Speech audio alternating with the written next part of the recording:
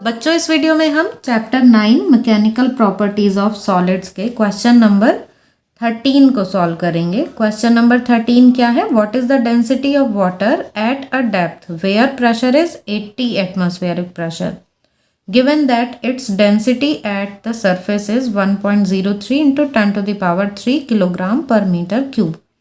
बच्चों यहाँ पर हमको वाटर की डेंसिटी बतानी है। कितनी डेप्थ में? उस डेप्थ में जहाँ पर प्रेशर 80 एटमॉस्फेरिक प्रेशर है। जैसे हमको पता है वाटर की सरफेस पर प्रेशर होता है 180 m, तो उस डेप्थ पर चले गए हैं जहाँ पर जो प्रेशर है वो बढ़ के 80 m हो गया है। और हमको ये गिवन है कि जो सरफेस पर डेंसिटी है वाटर की वो कितनी है? 1.03 into 10 to the power 3 kilogram per metre cube. Surface पर हमको इतनी डेंसिटी लेनी है और किसी डेप्थ पर बताना है कि वो डेंसिटी कितनी हो जाएगी जहाँ पर प्रेशर इतना हो चुका है। ठीक है बच्चों, तो देखते हैं इसका सॉल्यूशन।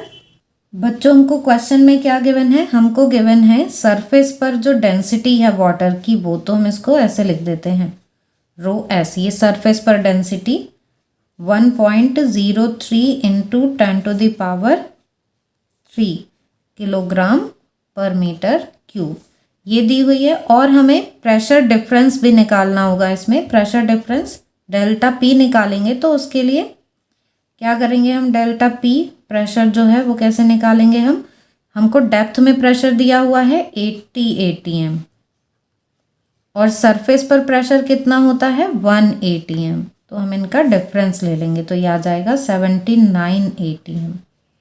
अब इसको हम कन्वर्ट कर लेंगे न्यूटन पर मीटर स्क्वायर में by multiplying 1.013 into 10 to the power 5। अब ये पास्कल या न्यूटन पर मीटर स्क्वायर में कन्वर्ट हो गया, तो हमारे पास ये डेल्टा पी की वैल्यू आ गई है। बल्क मॉडुलस बच्चों वाटर का हमको पता ही होता है कि वाटर के लिए हम ये जो बल्क मॉडुलस है वो लेते हैं हम 2.2 into 10 to the power 9 pascal.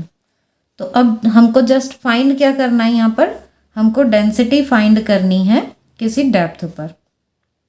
तो बच्चों हमारे पास जो बल्क मॉडुलस का फॉर्मूला होता है वो तो हमारे पास वॉल्यूम की टर्म्स में होता है, लेकिन यहाँ हमें वॉल्यूम ही नहीं गिवन, यहाँ तो हमें डेंसिटी गिवन है। और हमको फाइंड भी क्या करना है? किसी डेप्थ डी पर कितनी डेंसिटी हो जाएगी वो फाइंड करनी है। तो हम वॉल्यूम और डेंसिटी का रिलेशन निकाल लेते हैं पहले, फिर हम फॉर्मूला यूज़ कर लेंगे।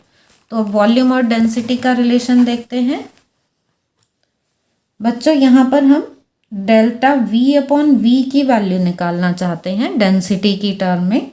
तो डेल्टा वी मतलब जो इनिशियल वॉल्यूम है इसका सरफेस पर, तो यहाँ पर लिख देंगे वी एस, और यहाँ पर हम लिख दें कि जो डेप्थ में वॉल्यूम है वो। ठीक है, और यहाँ पर ये इनिशियल जो सरफेस पर है। देखते हैं volume is equal to mass upon density, ये फॉर्मूला यूज़ कर लेते हैं। तो mass upon density, mass upon density, और ऐसे ही यहाँ पर भी क्या आ जाएगा? ये मास अपॉन डेंसिटी। बच्चों मास में तो कोई चेंज नहीं आ रहा है, चेंज किस में आ रहा है? डेंसिटी में। तो इस तरह से हमने लिख लिया ये डेल्टा वी अपॉन वी को, ये चेंज इन वॉल्यूम, ये इनिशियल वॉल्यूम, और यहाँ पर ये सारी वैल्यूज़ रख दी। तो अब जब हम इसको सॉल्व करेंगे तो बच्चों ये m कॉमन आएगा यहाँ से, और ये वाला m तो ये कैंसिल हो जाएंगे। तो क्या बचेगा? यहाँ हमारे पास बचता है ये 1 अपॉन रो एस, और यहाँ पर ये 1 अपॉन रो डी। ठीक, और ये जो रो एस है ये ऊपर पहुँच जाएगा यहाँ से मल्टीप्लाई होके। इसकी अब हम अंदर मल्टीप्लाई कर देते हैं, तो मल्टीप्लाई करेंगे तो rho S upon rho S, तो ये हमारे पास आ जाएगा यहाँ पर 1 minus rho S upon rho D. तो ये आ गई बच्चों डेल्टा वी अपॉन वी की वैल्यू। तो जहाँ पर फॉर्मूले में डेल्टा वी अपॉन वी आता है वहाँ हम ये वैल्यू रख सकते हैं। अब हम फॉर्मूला अप्लाई कर देते हैं कि बल्क मॉडुलस का फॉर्मूला क्या होता है? Delta p upon delta v upon v. तो और हम यहाँ पर इसका मॉडुलस ले लेते हैं, हम माइनस साइन नहीं लेना चाह रहे हैं इसलिए मैग्नीट्यूड ले रहे हैं जस्ट इसका।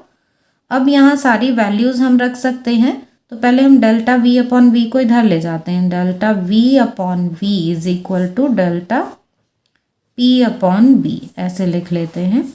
तो अब यहाँ डेल्टा पी की वैल्यू बच्चों वो कितनी है 79, तो 79 इंटू 1.013 इंटू 10⁵ ये डेल्टा पी की वैल्यू हो गई। और यहाँ बी की वैल्यू ये है 2.2 इंटू 10⁹ और ये जो डेल्टा वी अपॉन वी है बच्चों इसको हम क्या रख देंगे अब 1 minus rho S upon rho D, तो ये इसकी वैल्यू आ गई। अब कैलकुलेशन कर लेते हैं, तो पहले हम इन दोनों की मल्टीप्लाई कर लेते हैं।